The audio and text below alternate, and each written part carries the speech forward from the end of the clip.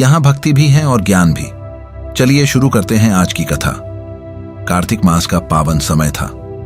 ठंडी हवा धीरे धीरे बह रही थी। सूरज की पहली किरणें अब भी धरती पर उतरने को थीं, पर गांव की गलियों में सन्नाटा पसरा था। पक्षियों की आवाजें कहीं दूर से आती हुई सुनाई दे रही थी। गांव के बीचों बीच एक पुराना सा घर था। कच्ची दीवारें, मिट्टी का आंगन और उसके कोने में एक तुलसी का चबूतरा। चबूतरे के चारों ओर गोबर से लिपा हुआ आंगन, तुलसी के नीचे दीपक की कालिख और बगल में रखी एक छोटी सी लोटा। हर दिन सुबह से पहले ही उस घर की एक वृद्धा, जिसे सब बुढ़िया माई कहते थे, धीरे धीरे अपने कांपते पैरों से उठती, सिर पर ओढ़नी डालती और अपने हाथों में जल का लोटा और फूल लेकर उस तुलसी चौरे के पास बैठ जाती। उसकी आंखों में एक अजीब सी चमक होती थी। चेहरा झुर्रियों से भरा था, लेकिन उसमें एक ऐसी सुकून भरी मुस्कान थी जो खुद में भक्ति का प्रतीक लगती थी। हर दिन वो तुलसी माता को जल चढ़ाती, फूल अर्पित करती और बड़ी श्रद्धा से एक मंत्र की तरह कुछ पंक्तियां दोहराती। हे तुलसी माता, सत की दाता, मैं तेरा बिड़ला सींचती हूं। मुझे बहू दे, पीतांबर की धोती दे, मीठा मीठा घास दे, बैकुंठा में वास दे, चटक की चाल दे, पटक की मौत दे, चंदन का काठ दे, रानी सा राज दे, दाल भात का भोजन दे, ग्यारस की मौत दे, कृष्ण जी का कंधा दे। हर सुबह यही प्रार्थना, हर दिन वही विश्वास। किसी ने पूछा, माई तुम रोज तुलसी से यही सब क्यों मांगती हो? तो माई मुस्कुरा देती, बेटा ये सिर्फ मांग नहीं है, ये तो मेरी आत्मा की पुकार है। जब सच्चे मन से कोई पुकारता है तो भगवान जरूर सुनते हैं। बस मैं भी तुलसी से नहीं, खुद श्रीहरि से कहती हूं कि जब मेरा अंत समय आए तो वह स्वयं आकर मुझे कंधा दें। लोगों को माई की बातें अब चमत्कारिक लगने लगी थीं। कोई कहता, ये तो सिर्फ एक मन का भ्रम है। कोई हंसता, कोई श्रद्धा से सुनता। पर बुढ़िया माई डगमगाई नहीं। उसका विश्वास अडिग था। गांव की औरतें तुलसी पूजन करती, लेकिन माई का तुलसी पूजन कुछ अलग ही था। वह तुलसी के पत्ते से बातें करती, मानो वह तुलसी नहीं बल्कि साक्षात देवी हो। कभी वो तुलसी के सामने बैठकर रो पड़ती, कभी हंसती तो कभी खुद ही कृष्ण का नाम लेकर गुनगुनाने लगती। ऐसा प्रतीत होता मानो उसकी आत्मा अब इस धरती पर नहीं बल्कि किसी दिव्य लोक में विचरण कर रही है। धीरे धीरे कार्तिक मास बीतने लगा। गांव में तुलसी विवाह की तैयारियां शुरू हो गईं। सब लोग अपने अपने घरों को सजाने लगे। कहीं दीपों की पंक्तियां, कहीं रेशमी वस्त्र, कहीं मीठे पकवानों की खुशबू। लेकिन माई अब कमजोर होती जा रही थी।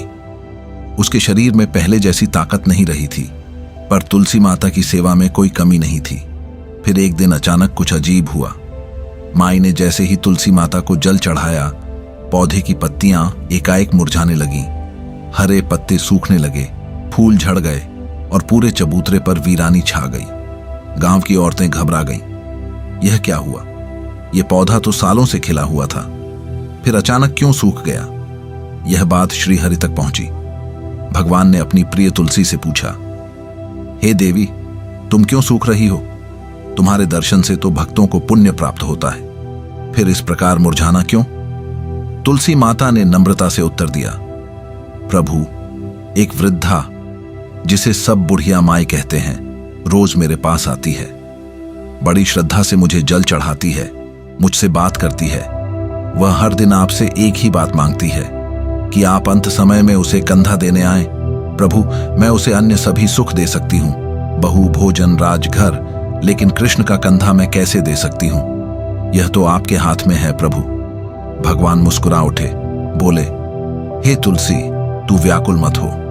जिसने जीवन भर मुझे पुकारा है, जिसने कभी मेरा नाम छोड़ा नहीं, जिसे संसार की कोई वस्तु नहीं चाहिए, बस मेरी कृपा चाहिए, उसके लिए मैं स्वयं पृथ्वी पर उतरकर कंधा देने आऊंगा। जब उसका अंतिम समय आएगा, मैं उसके पास आऊंगा।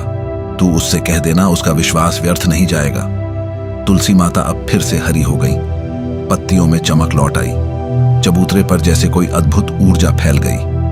बुढ़िया माई ने जैसे ही तुलसी को देखा, उसकी आंखें भर आईं। मन ही मन बोली, माता, तू बोल आई प्रभु से। अब मुझे संतोष है, अब मेरी यात्रा पूरी है।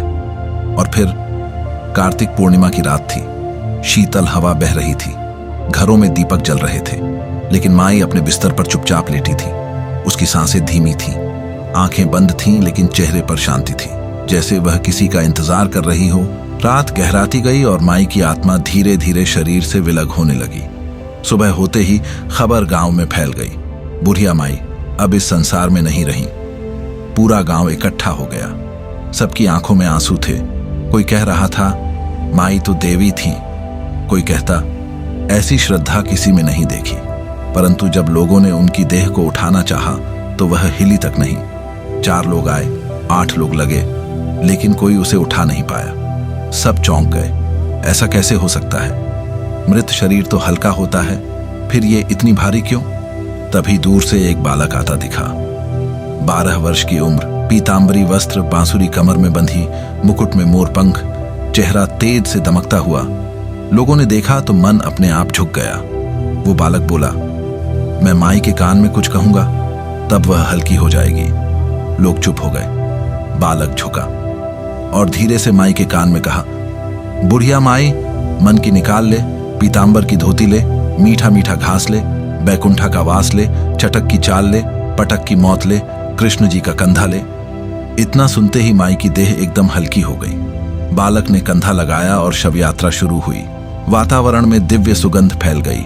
आकाश से पुष्प वर्षा होने लगी। पक्षी मधुर स्वर में गा रहे थे और गांव के लोगों की आंखों से आंसू बह रहे थे। पर वो आंसू दुख के नहीं, श्रद्धा और आनंद के थे। लोग अब जान चुके थे वो बालक कोई और नहीं, स्वयं भगवान श्री कृष्ण थे। उन्होंने अपने भक्त को अंतिम कंधा दिया था। एक ऐसी भक्त जिसने उनसे कभी कुछ नहीं मांगा, सिर्फ प्रेम किया, सिर्फ भरोसा रखा। बुढ़िया माई को सब कुछ मिल गया। उसे बहू नहीं मिली, धन नहीं मिला, राजपाट नहीं मिला, लेकिन उसे मिल गया कृष्ण का कंधा। बैकुंठ धाम में वास मिला, अमृता मिली। उस दिन से लेकर आज तक जब भी कोई श्रद्धा से तुलसी माता को जल देता है तो बुढ़िया माई की कथा जरूर सुनाता है, क्योंकि यह केवल एक वृद्धा की कथा नहीं, यह उस प्रेम की कथा है जो शर्तों से परे होता है। यह उस भक्ति की कथा है जो कभी टूटती नहीं। यह उस विश्वास की कथा है जो ईश्वर को भी झुकने को विवश कर देता है। हे तुलसी माता, जैसे आपने बुढ़िया माई को मुक्ति दी, वैसे ही हम सबको भी दीजिए। हमें भी ऐसा अटूट विश्वास दीजिए, ऐसा निष्कलंक प्रेम दीजिए कि जब हमारा अंतिम समय आए तो श्री कृष्ण स्वयं हमें कंधा देने पधारें और हमें अपने धाम में स्थान दें। तुलसी माता की जय हो। बुढ़िया माई अमर रहें। श्री कृष्ण गोविंद हरे मुरारी, हे नाथ नारायण वासुदेवा। ऐसे ही आध्यात्मिक वीडियो देखने के लिए सब्सक्राइब करें हमारे YouTube चैनल भक्ति ज्ञान को।